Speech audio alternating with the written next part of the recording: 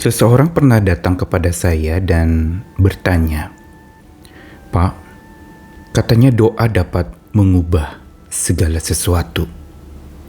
Tapi mengapa saya sudah berulang kali berdoa meminta kesembuhan dari Tuhan untuk hidup saya, kepulihan untuk keluarga saya, dan segala macam permohonan yang saya sampaikan, tak satu pun yang dijawab oleh Tuhan.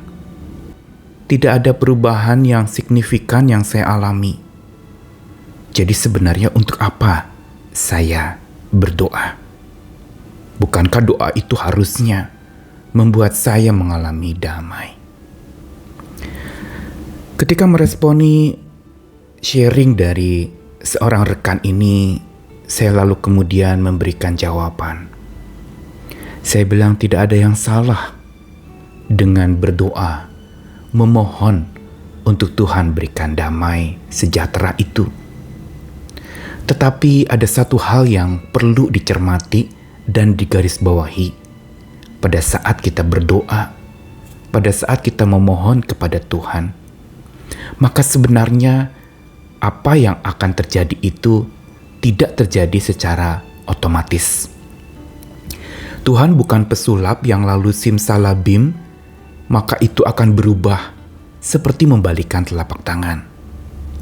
Tuhan punya cara yang tentu saja mengajak kerjasama orang yang berdoa itu.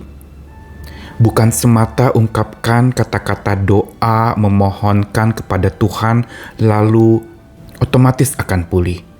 Otomatis masalah dan persoalan akan beres. Tidak ada yang otomatis dalam iman percaya kita. Karena sesungguhnya bicara soal iman, percaya, dan ibadah kita kepada Tuhan, itu semua harusnya dilakukan dengan satu kesadaran dan persepsi yang benar mengenai kebenaran Tuhan itu. Yaitu bahwa ketika kita berdoa, ketika kita beribadah, apalagi dikatakan dalam roh dan kebenaran, harusnya pikiran kita, hati kita menyatu padu untuk terarah kepada Tuhan. Dan itu semuanya perlu proses. Ketika akal budi kita dengan hati kita menyatu, disitulah terjadi sebuah kedamaian sempurna yang Tuhan berikan.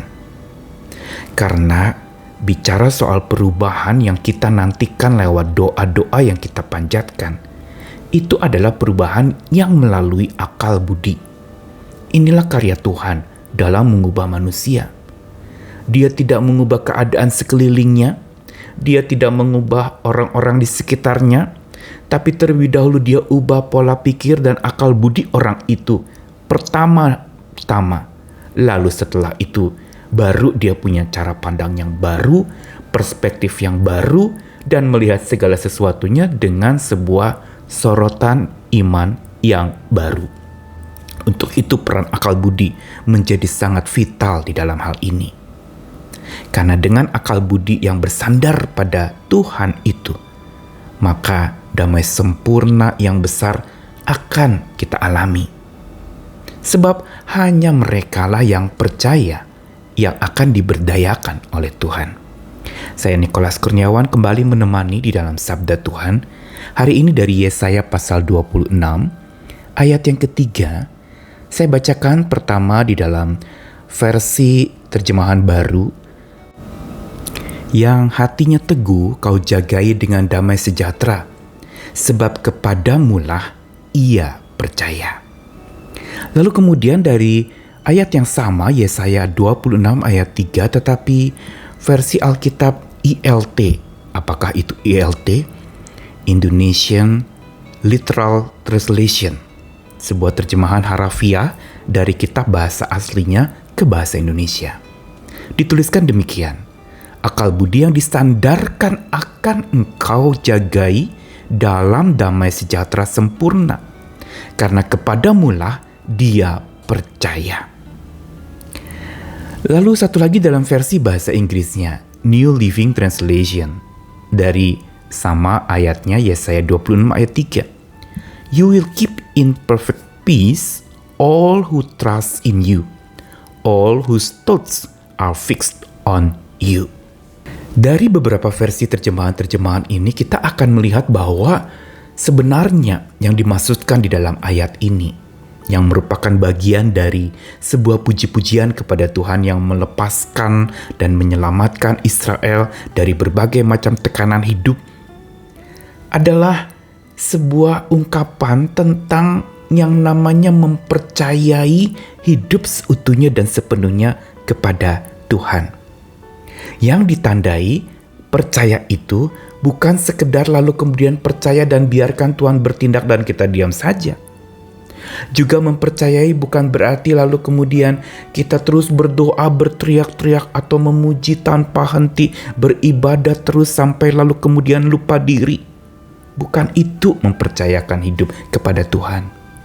Tetapi di dalam versi New Living Translation tadi dikatakan semua yang pikiran-pikirannya terarahkan kepada Tuhan. Atau dalam versi Indonesian Literal Translation itu dikatakan akal budi yang disandarkan itu. Berarti bicara percaya itu bukan semata percaya lalu kemudian kita tutup mata. Percaya kepada Tuhan bukan sekedar lalu kemudian beriman, berdoa lalu diam saja. Tapi percaya kita itu ditandai dengan sebuah pikiran yang disandarkan kepada Tuhan, atau di dalam versi tadi bahasa Inggris dikatakan pikiran-pikiran yang terarahkan seutuhnya dan sepenuhnya tertuju kepada Tuhan. Inilah bukti orang mempercayakan diri kepada Tuhan. Bukan berarti dia nggak boleh pikirin yang lain, tapi justru dia menaruhkan pikirannya itu ke dalam Tuhan yang maha benar. Dan itulah baru Tuhan akan menjagai kita dengan damai yang sempurna. Perfect peace. Dan ini ditaruhkan buat orang yang pikirannya adalah kepada Tuhan. Sekali lagi, masalah akal budi muncul di sini. Damai sejati, damai sejahtera yang sempurna tidak diberikan secara otomatis. Namun itu perlu ada upaya kita untuk terus-menerus mendisiplinkan pikiran kita, akal budi kita untuk bersandar kepada Tuhan. Akal budi kita, pikiran kita ditawan dan ditaklukkan kepada Tuhan, terarah dan fokus kepada Tuhan sebagai yang utama dalam hidup kita. Dan kalau dia sebagai utama dalam hidup kita, berarti dia pusat dari hidup kita. Bukan berarti lalu kemudian dia nomor satu lalu yang lain nomor dua kita abaikan, bukan.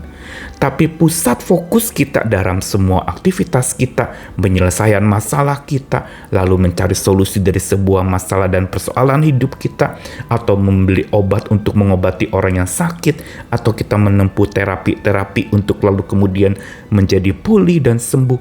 Itu semua terarahkan dan terpusatkan kepada Tuhan dan bersama Tuhan. Disinilah damai sejati yang sempurna itu akan diberikan sesuai dengan janji di Yesaya 26 ayat 3. Akan dijagai dengan damai sejati yang sempurna itu. Kuncinya adalah percaya yang benar-benar mengarahkan pikiran kita, akal budi kita kepada Tuhan. Dan disinilah langkah awal perubahan hidup kita akan terjadi. Jadi ini metode ilahi yang Tuhan kerjakan dalam mengubah semua pengikutnya. Dia ubah orangnya dulu, pertama-tama hatinya dulu, pikirannya dulu, terarah kepada Tuhan, baru keadaan sekitarnya itu berubah. Karena itu kadangkala Tuhan mengizinkan untuk keadaan sekitar kita tidak berubah. Demi apa? Tuhan mau kita dulu yang berubah, baru keadaan sekitar kita pandang dengan cara yang baru yang Tuhan sudah ubahkan itu. Karenanya mari kita dengan seksama dan dengan secara mendalam kita memikirkan hal ini sambil mendisiplin pikiran kita untuk benar-benar terarah sepenuhnya kepada Tuhan. Karena hanya orang yang pikirannya terarah kepada Tuhan, yang benar-benar percaya kepada Tuhan, yang hatinya tertuju kepada Tuhan, itulah yang akan diberdayakan dengan damai sempurna yang besar dari Tuhan Sang Maha Benar. Selamat memikirkan Tuhan, selamat menaruh pikiranmu kepada Tuhan, selamat mendisiplinkan pikiranmu terarah kepada Tuhan. Amin.